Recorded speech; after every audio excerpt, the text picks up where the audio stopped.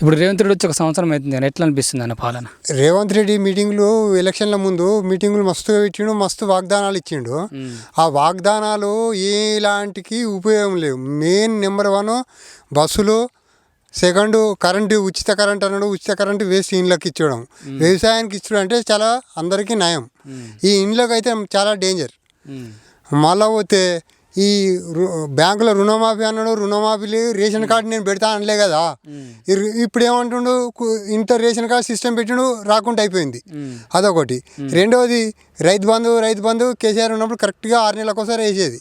ఈయన వాళ్ళ పరిపాలన ఎట్లున్నదంటే కాంగ్రెస్ది, సోనియా దగ్గరికి పోవాలి.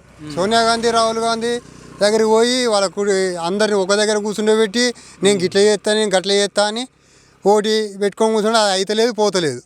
ఈ సిటీలో ఇదివరకు 100 ఏళ్ళ నుంచి ఉన్న ఇండ్లను అన్యాయంగా గులగొట్టిస్తుండు. అది కరెక్ట్ కాదు పద్ధతి. కాకపోతే గవర్నమెంట్ భూములలో కట్టిరనుకో 3 అంతల డబ్బులు, 4 అంతలు తీసుకొని డబ్బులు భూమికి.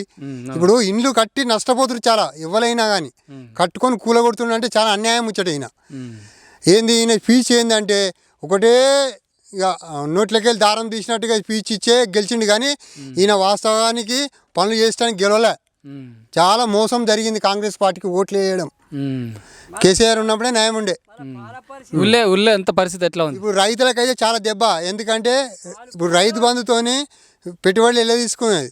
ఇప్పుడు సొంతం పెట్టుబడులు మళ్ళీ ఏదైనా అమ్మో చేస్తే అంత పూర్తి పంట వెళ్తలేదు. ఎందుకు వెళ్తుందంటే పెట్టినడిగే పెట్టుబడి అవుతుంది. ఈ కోతులకు ఏ గవర్నమెంట్ వచ్చినా ఏ చేయట్లేదు.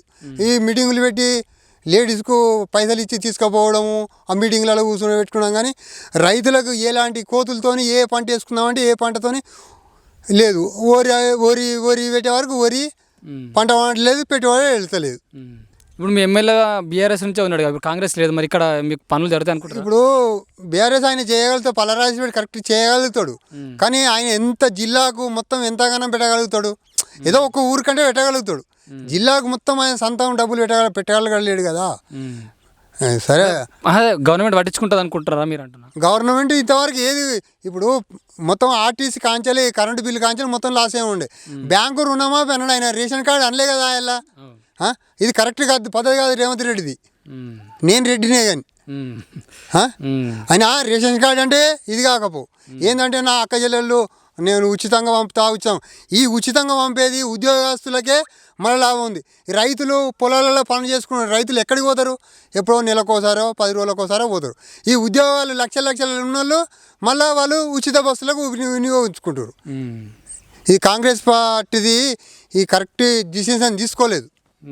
ఇది ఇప్పుడు దండగా రేవంత్ చాలా దండగా కేసీఆర్ ఉన్నప్పుడు రకంగా రైతులు బతికిరు చాలా. రూపాయి దండగా ఈ కాంగ్రెస్ పార్టీ వచ్చి పాల డబ్బులు ఇప్పుడు 4 బిల్లులు అంటే 2 నెలలకు ఒకసారి దాన పెట్టలేక చస్తున్నాం. ఒక్కొక్కడు ఆవులు అమ్ముకునే పరిస్థితి కాడికి వచ్చిండు. బిల్లులు ఆగిపోయినాయి. ఇప్పుడు 9 నెలల ఫస్ట్ బిల్లు, 11 నెలల సెకండ్ బిల్లు, 2 బిల్లులు ఆగిపోయినాయి. ఆ కేసీఆర్ ఉన్నప్పుడు 4 రూపాయలు చూస్తే కొన్ని రోజులు వేసిండు. ఈయన 4 రూపాయలు కాదు, ఇప్పుడు 2 రూపాయలు కట్ చేసిండు. ఎస్ఆర్ పాట ఏదో పాలకు గిట్టుబాటు లేదు రైతులకు. చాలా ఇబ్బంది ఉన్నది. ఇప్పుడు బోనస్ గురించి ఏమంటారు? ఏ బోనస్? వడ్లకి, సన్నొడ్లకి ఏ బోనస్ ఎవరికి ఇచ్చిండు ఇప్పటికి ఆయన?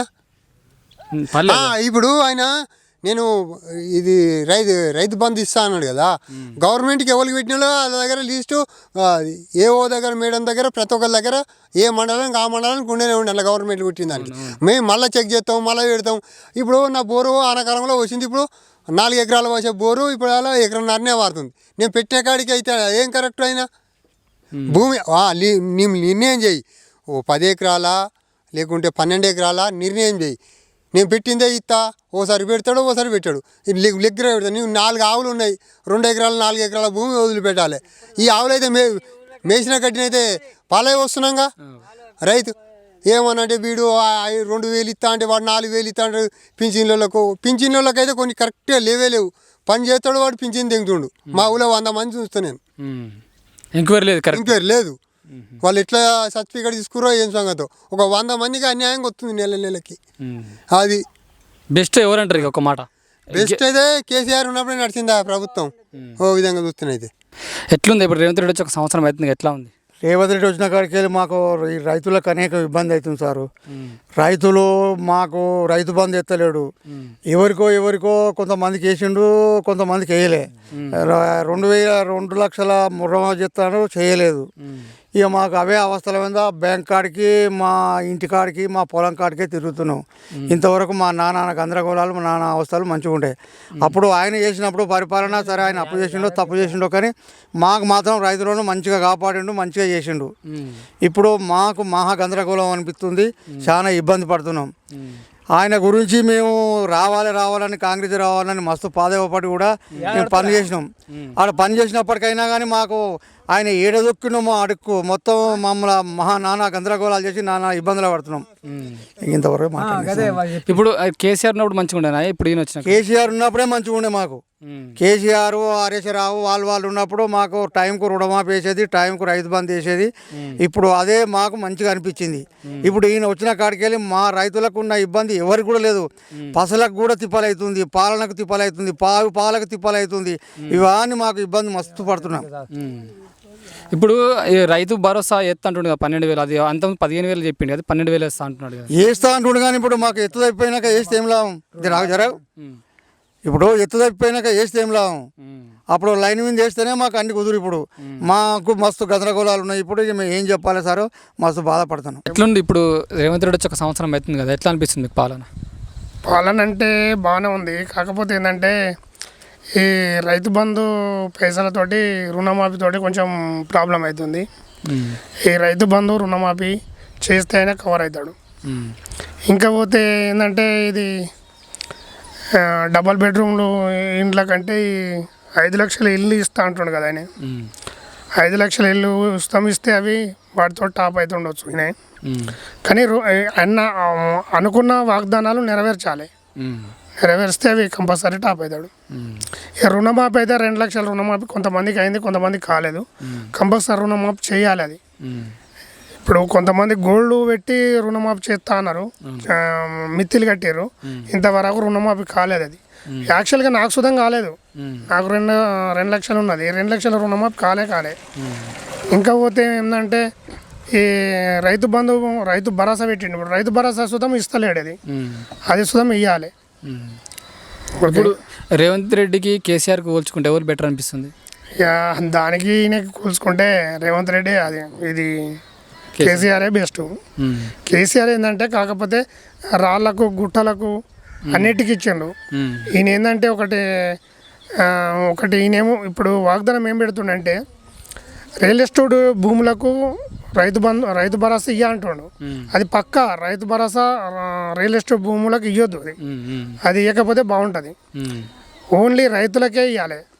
అది 5 ఎకరాల లోపు ఉన్నోనికి 5 ఎకరాల వరకు ఇస్తే బాగుంటుంది. ఇప్పుడు కేటీఆర్ మీద కొన్ని కేసులు పెడుతున్నారు కదా, అవి ఎట్లా అంటారు మీరు? ఎవరన్నా ఇప్పుడు కొంతమంది పందికొక్క ఎడదోలుకుంటుంది, వెనకకే తోడుకుంటుంది. వాడు ఉన్నప్పుడు వాడు సంపాదించుకున్నాడు. ఇప్పుడు వాడు సంపాదించుకున్నాడు కాబట్టి ఇప్పుడు వాడి మీద అక్రమంగా సుధం కొన్ని సంపాదించుకోవచ్చు.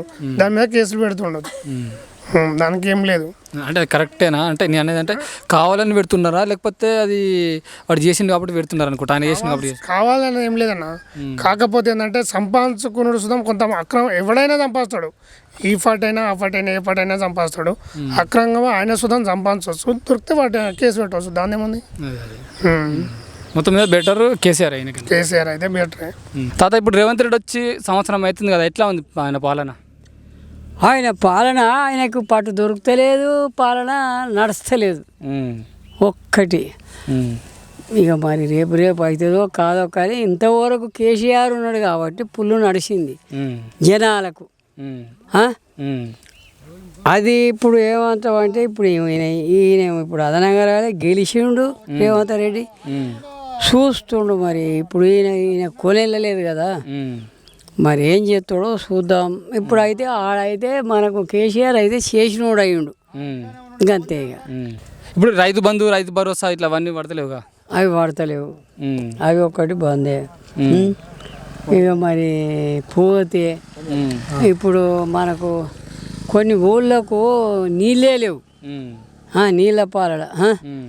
మరి వరంగల్ జిల్లా ఇప్పుడు లాస్ట్ ఇటు మా ఊళ్ళు ఇది దెబ్బగుంటపల్లె, అది పులేగూడెం, సాలాపూర్, పోతే లింగంపల్లి అట్లా వస్తున్నాయి. కానీ అట్లా వచ్చి కింద పడుతున్నాయి. అట్లా పై నుంచి తీసుకొని రావాలి. రేవంత్ రెడ్డి ఇప్పుడు ఇది ఒక్కటి ఫస్ట్ చేస్తే బాగుంటుందని కోరుతున్నాం. ఇప్పుడు ఎమ్మెల్యే పల్లా రాజేశ్వర రెడ్డి ఎట్లా ఉండనా, ఇప్పుడు అంత ముందుకు ఉన్న ఆయన బాగుండేనా ముత్తిరెడ్డి? ఇంటికానే ఉండు. పాలరాజిరెడ్డి పాపం ఇప్పుడు ఏం చేస్తుండో ఆయనకి నడుస్తూనే లేదా. అప్పుడు ముత్తిరెడ్డికి నడిచే మొత్తగా చేస్తా అన్నాడు కానీ చేయలే. అట్లా మొత్తగా చేస్తా అన్నాడు, నీళ్ళు తెస్తా అన్నాడు, మాకే ఒప్పుకున్నాడు. ఆడ పచ్చేది కొడుకాడు తీయలే. ఇదేది అంటే సర్పంచ్కి ఆయన గిడతలేదు అన్నారు. వాళ్ళని ఊపుకున్నాం. ఇక ఏమున్నా ఇట్లా పడిపోతున్నాయి నీళ్ళు. బంధువుల చేలరకు మా ఊరును ఈ ఊరు నా ఊరును దాటేసి సరి అయినట్టు ఇది ఒక్కటి చేస్తే ఇప్పుడు మనకు రేవంత్ రెడ్డి ఓకే ఫస్ట్. ఇక మరి ఏది ఇచ్చినా దానికి నీళ్ళు రావాలి, నీళ్ళ అవకాశం. మాకు ఈ 3-4 ఊళ్ళో రైతుల పరిస్థితి ఎట్లుంది ఇప్పుడు రేవంత్ రెడ్డి వచ్చినాక? రైతులది కూడా ఇవ్వాలే అమ్మయించుకుంటారు కదా. గదే ఇక్కడ ఈ భూమి పైసలు పడతలేవు, అటు దెబ్బతిన్నది. ఇప్పుడు బ్యాంకు రుణమాఫీ అన్నారు, రుణమాఫీ అయిందన్నారు, పైసలు వస్తలేవు. పైసలు ఇంకా కేసీఆర్ నోట్ బెటరా ఈయన బెటరా? ఎలా ఆయన ఉన్నప్పుడేమో అన్నమాట కరెక్ట్ జీవితాలు పడదే. ఇంక కేసీఆర్ ఇది పడతలేదుగా మరి. అట్లా మాత్రమే అవుతుంది. రేవంత్ రెడ్డి వచ్చి 1 సంవత్సరం అవుతుంది కదా, ఈ సంవత్సరం పాలన ఎట్లా అనిపిస్తుంది? చాలా మంచిగా అనిపిస్తుంది. ఇప్పుడు అలాగనే ఇప్పుడు బస్సులు కూడా పెట్టిండు, ఫ్రీ బస్సులు. మళ్ళీ రైతు భరోసా వేసిండు. చాలా కరెంట్ బిల్లు 200 యూనిట్లు కూడా చాలా ఫ్రీ ఇచ్చిండు. ఈ పాలన మంచిగా ఉంది. కేసీఆర్ ఉన్నప్పుడు ఎట్లుండే మరి? కేసీఆర్ ఉన్నప్పుడు ఏంటంటే ఎవరి పరిస్థితి చాలా పేదోళ్ళు అయితే చాలా రోడ్ల మీద పడ్డారు, ఎంతో బాధ ఉండే. ఇప్పుడు కేసీఆర్ బెస్టా రేవంత్ రెడ్డి బెస్టా? రేవంత్ రెడ్డి చాలా బెస్ట్, చాలా మంచిగా అనిపిస్తుంది రేవంత్ రెడ్డి. ఎందుకు ఏం తెలియదు అంటున్నారు కాక రేవంత్ రెడ్డి? ఇప్పుడు రైతులకు పైసలు ఇస్తలేడు. ఆడు ఇప్పుడు రోడ్ల మీద ఎన్నో పేదోళ్ళు అనేది మురికి వాళ్ళు ఉన్నారు, వాళ్ళని డబల్ బెడ్రూమ్లు కూడా ఇచ్చిండు ఫ్రీగా. మురికిల నుంచి అని తీసుకొచ్చి బయట కూడా వేసిండు. ఎంతో మంచిగా చేస్తుండు. మళ్ళీ అది ఇప్పుడు మళ్ళీ అలాగా కూడా ఇంకొకటి ఇంకా ఏదో వచ్చింది, రైతు భరోసా అన్నీ ఫ్రీగా వేసిండు కూడా. ఇప్పుడు రైతు భరోసా ఎత్తలేడుగా. ఎందుకు వేస్తలేడు? వేస్తుండు, మొన్నటిసారి వేస్తున్నా అని చెప్పిండు. ఇప్పుడు ఊళ్ళల్లో రైతులు కూడా చాలా వ్యతిరేకత వచ్చింది ఆయన మీద అని అంటా ఉన్నారు. అట్లేం లేదు, రైతు భరోసా వేస్తుండు. వేసి అది మొన్న 4 పింఛన్ కూడా శాంక్షన్ కూడా వేసిండు. గ్యాస్ 500 రూపాయలు కూడా వేసిండు. ఆయన చెప్పిన 6 పథకాలు ఏదో అమలు అయితే లేదు కదా. ఎందుకంటే ఇప్పుడు బస్సు అన్నాడు, బస్సు వేసిండు. గ్యాస్ అన్నాడు, గ్యాస్ వేసిండు. 3 మళ్ళీ అట్లా పోతే కరెంట్ బిల్ అన్న 200 ఇటు ఉంటుంది, అది కూడా వచ్చింది. ఇంకేముంది? రైతు భరోసా 4, ఇంకొక 2 ఉన్నాయి. డబుల్ బెడ్రూమ్ ఇందిరా ఇల్లు అన్నాడు, ఇందిరా ఇల్లు కూడా శాంక్షన్ అవుతున్నాయి. ఇంకొకటి ఏదో ఒకటి పెండింగ్ అవుతుంది. మొత్తం మీద కేసీఆర్ కన్నా ఈయన బెటర్, రేవంత్ రెడ్డి బెటర్. కేసీఆర్ ఎందుకు బెటర్ కదా మరి? యాడేదో ఆన్ పాలన వాళ్ళని చూసుకుండు, వాళ్ళ ఇంటోళ్ళే బతికిరు. మళ్ళీ ఇంకేముంది?